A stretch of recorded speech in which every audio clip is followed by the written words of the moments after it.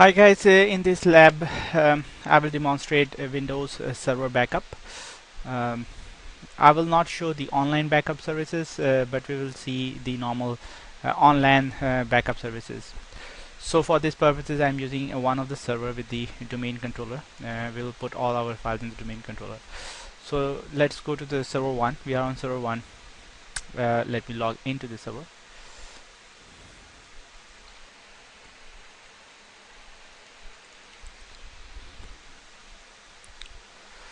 Let me log on to the DC as well.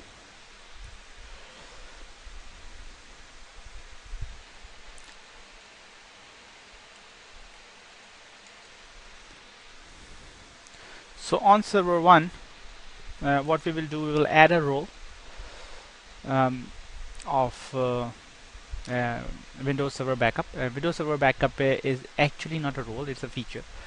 But if you go on to the Tools menu, let's Server Manager start first so that we can see the options.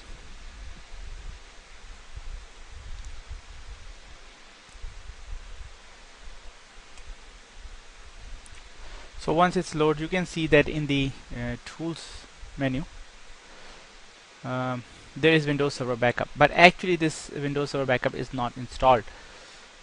When you come here, when you go to the local backup, and this is not installed on this computer. So let's close this thing out. Let's go to the add roles and features, and we will install a feature of Windows Server Backup.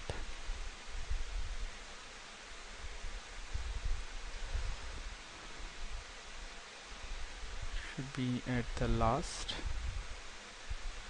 There it is, Windows Server Backup.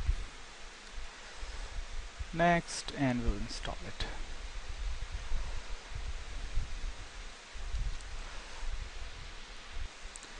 So now you can see that the installation is completed. So this is the end of our first task that installing the feature, Windows Server Backup feature. The second task is to configure a schedule backup. For that we can go to the tools, open the Windows Server Backup, click on local backup.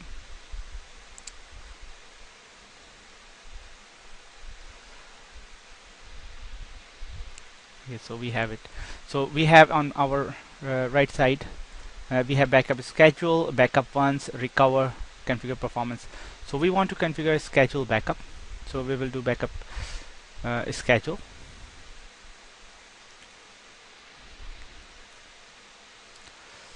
So we'll go next. We want full server, recommended one, and the schedule is what time of the day you want to do that. Usually most of the backups in the organization was done in the night, so you can say like 1 a.m. in the morning, so nobody is at the office, and it doesn't matter if the server goes very slow while making the backup. So let's move forward. So now it's asking us where do you want to store the backup. So a backup to a hard disk that is dedicated for backups, which is recommended. Backup to a volume, or backup to a shared network folder. So we will do on the shared network folder. So let's move forward. When you use a remote share folder as the storage destination for scheduled backup, each backup will erase the previous backup and only the latest backup will be available. So that's okay. It's asking us for the location. The location is on the DC, so we will say London DC1 / backups.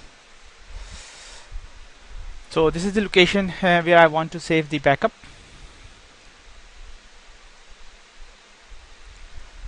Now it's asking us to log in to that one, so let's try to log in as administrator and the password. So now it's allowed us. So as we are doing the full backup, so it's gonna do all files, bare metal recovery, local disk, system reserved, and system state. So it's gonna do everything. we can click finish here, and that is how you're gonna do the schedule backup setup.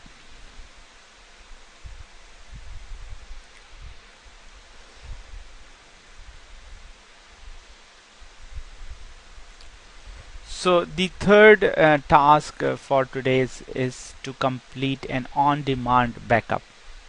So for the on-demand backup, we will do backup once. So let's open this wizard and let's see what these options have. So we have backup. We can create a backup now using a schedule backup option or a different options. A schedule backup option is the option which we just saw that we can do in schedule. So in this one we will click different options and then we will click next. So now it's asking us what we want to do. We want to do the full server recommended or the custom one. So in this sense we will say we want the custom one. Now it wants us to know what we want to back up. So let's add items. So in the item fields we can see if we have something interesting here. We have many folders. So let's say we want to do a backup of financial data. So on C drive we are doing the backup for the financial data. We'll click OK. So now that folder is inside our selection. Then we will do next. Again it's asking us where you want to back it up. So we want to back it up on the remote shared folder. The location will be the same, London DC1 /backup, and access control is inherit or do not inherit. So it's better to have inheritance so that whoever has the access on the real one will have the access on the backup one. So we'll do next, and then we'll do the backup.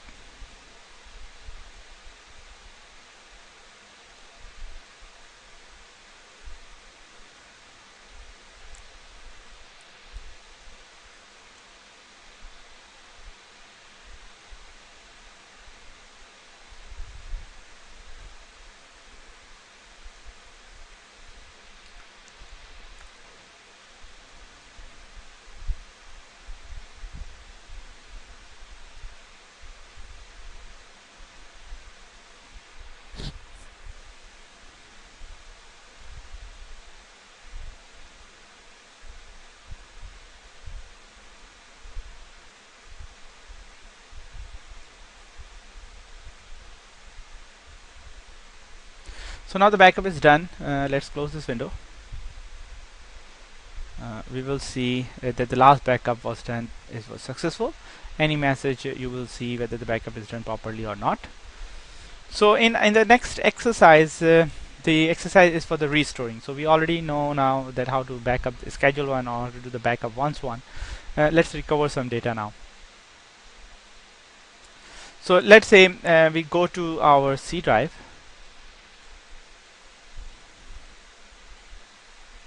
And we have financial data here, the folder, financial data folder.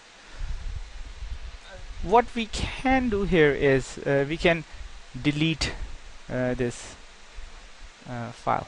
Let's say we deleted it, so the folder gone. We can close it. So the folder is gone. Now we need a backup of this folder. To restore, we can go to server backup. We'll do recover, and the recover one comes in.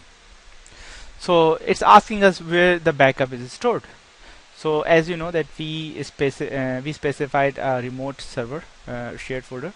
So let's do a backup from another location. So it's a remote shared folder, and the remote shared folder is London DC1 /backup. So now it's asking which date the backup has been done. So we know that the date was the same. We did it today. So let's move forward. What you want to recover, file and folders or volumes. So in our case it is volume, not a volume, because we did only a folder. So let's do for the folder. So there comes London server 1, and it will show us the financial data folder. So it has 2 text files.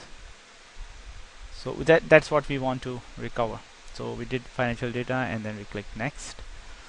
Where you want to recover, with the original location or the another location. So we want it to another location, and the another location is C:/. So actually we want it on the root, and then we will move forward. So now we are at the final stage. These 2 files are going to be recovered. Let's recover the files.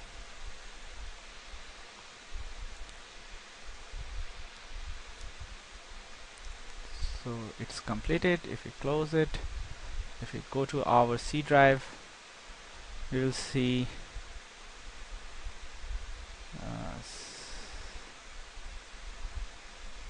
so it should have financial data. So you see that the financial data files are restored because we selected the files. If we go back, if we delete it here from here, let's say, and if we go back and we say restore again, but this time from the share folder,